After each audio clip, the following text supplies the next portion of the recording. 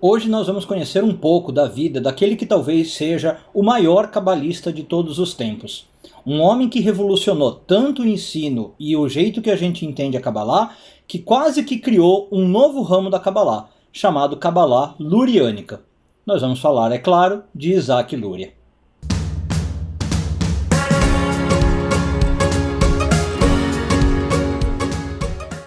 Isaac Luria, cujo nome completo era Isaac ben Shlomo Luria, ou seja, filho de Shlomo Luria, né?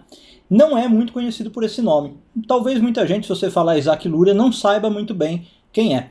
Ele é mais conhecido pelo seu apelido, o Ari, que na verdade é ali uma criação com as iniciais do nome dele, e também um jogo de palavras, porque Ari em hebraico significa leão, dando aí, claro, a imagem de que ele foi um leão nos estudos de misticismo, nos estudos de Cabalá.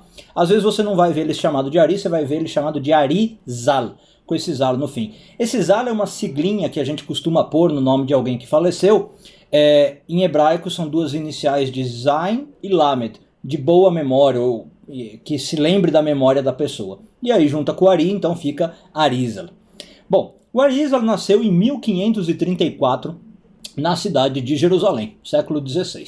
E claro, como todo homem grandioso, a história dele é repleta ali de fatos fabulosos. Muitos deles, claro, provavelmente mitos, mas ainda muito interessante a gente conhecer.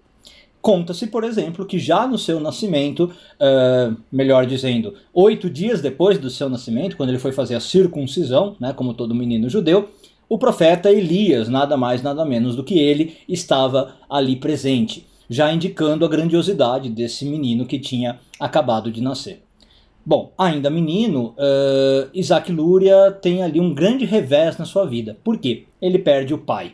E vamos lembrar que na época em que Isaac Luria vivia, perder o pai era praticamente também perder o status social, perder a capacidade de gerar renda, perder a capacidade de se manter materialmente. As mulheres não trabalhavam, as filhas e irmãs não trabalhavam, né? Você perder o pai era você praticamente viver uma vida de mendicância, de pobreza. Frente a isso, na situação deles, era inviável viver numa cidade como Jerusalém, que também era uma cidade muito complicada na época, e a mãe decide ir morar no Egito, onde tinha pelo menos alguns parentes que talvez ajudariam a família Luria, que tinha passado por esse problema. E realmente ali eles recebem ajuda do tio do Isaac Luria, um irmão dessa mãe, o rabino famoso Mordecai Francis. Bom, ao chegar no Egito então, Isaac Luria tem 2 excelentes professores. Um deles é o rabino Bezalel Ashkenazi, tá? Que viveu ali até 1592, e ele também estuda com o famoso Radbaz. Com esses 2 rabinos ele estuda tanto a questão legal do judaísmo, textos como o Talmud, por exemplo, mas também o misticismo. E é aos 17 anos que o Arizal descobre aquilo que talvez mais iria mudar a sua vida, o famoso livro do Zohar, escrito pelo Rabbi Shimon Bar Yochai. E aí estava um prato cheio para que ele começasse a ser o grande cabalista que ele viria a ser. Mais para frente, um pouco mais velho, ele se casa com uma sobrinha, né? Então o tio que vira ali um patrocinador da família, suporta a família, também acaba se tornando genro dele, né? E aí ele vai cada vez mais se isolando do mundo, inclusive apoiado pelo resto da família. O tio, a mulher, né, agora a recém-casada mulher, apoiam que ele vá cada vez mais se debruçando sobre o estudo da Cabalá, e ele acreditava que para fazer isso ele precisava se isolar um pouquinho do mundo. E aí conta a tradição que ele passava toda semana numa tenda que ficava ali às margens do Nilo, mais ou menos no meio do nada, não era numa cidade, tá? Vivendo ali então extremamente, né, modestamente, só com sua cópia do Zohar, e ele voltava para casa apenas no Shabat. Aí ele voltava, passava com a família, celebrava, comia bem e depois retornava para sua barraquinha ou para sua tenda ali na margem do Nilo. É claro, então, que foi durante esse período aí de profundo estudo e de meditação que ele teve as suas maiores revelações sobre o Zohar e sobre a Cabalá. Diz a tradição que ali ele continuava sendo visitado pelo profeta Elias. Por que continuava? Porque já foi visitado na circuncisão. E aqui o profeta Elias continuava aparecendo, ele ensinando diretamente os segredos da Cabalá.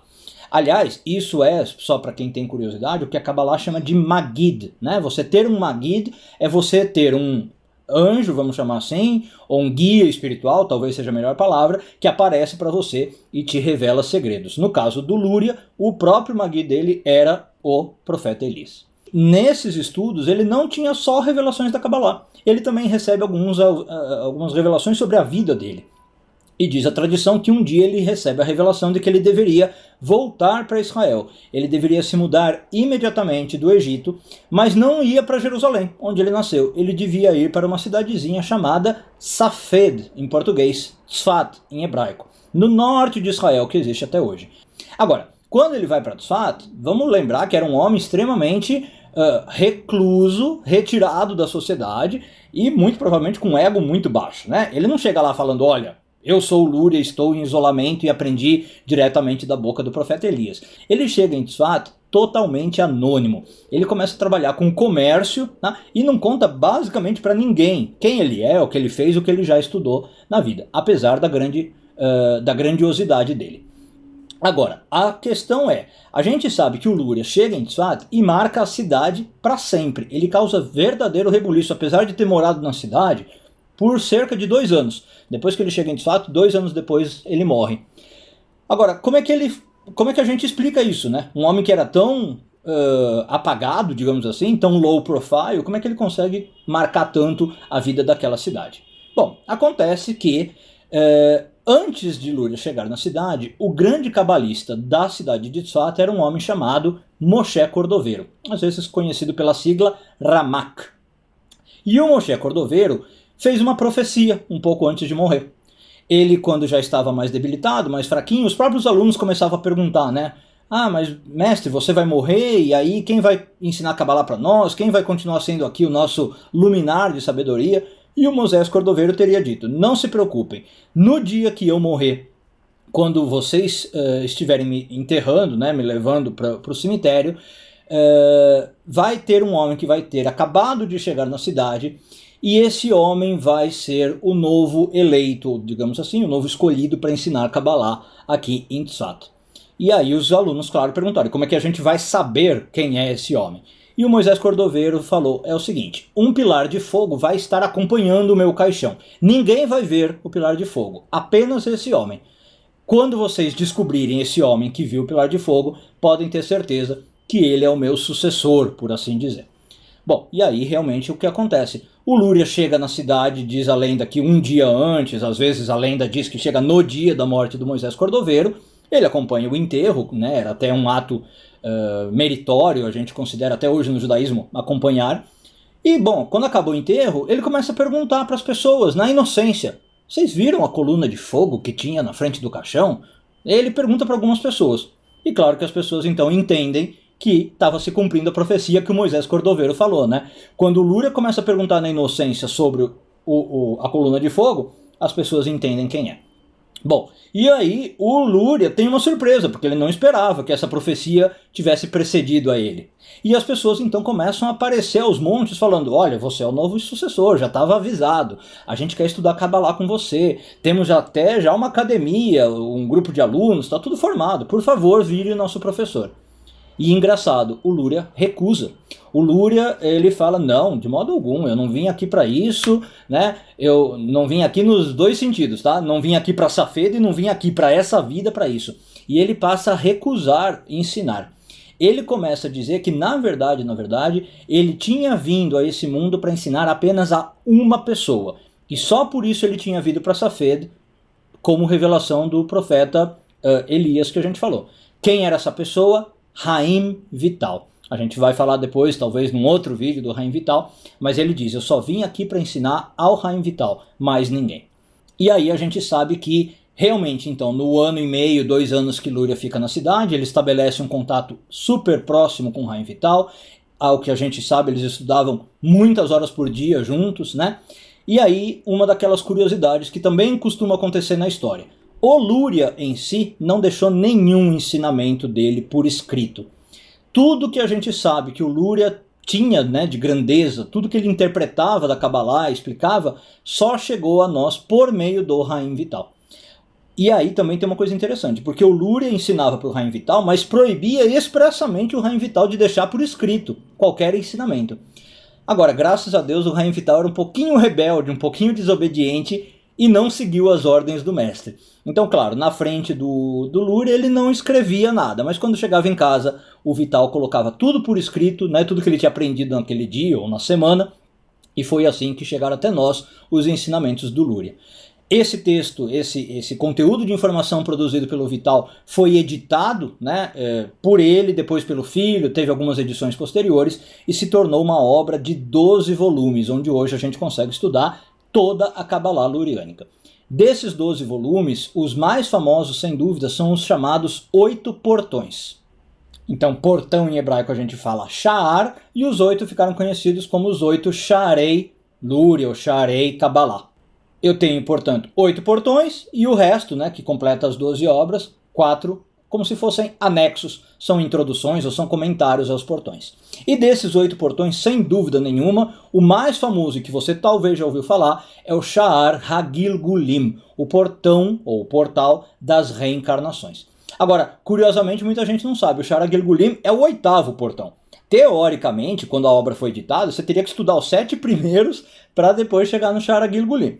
Mas, sei lá, curiosidade do destino, o Sha'ar HaGilgulim foi o que ficou mais famoso, inclusive sem dúvida nenhuma, o Sha'ar mais traduzido para as outras línguas. Os outros Sha'ar, às vezes nem tradução tem. Depois desse pequeno interlúdio em que Lúria mora na cidade de Tzfat, ele fica ali 1 ano e meio, 2 anos, ele falece aos 38 anos de idade, extremamente jovem.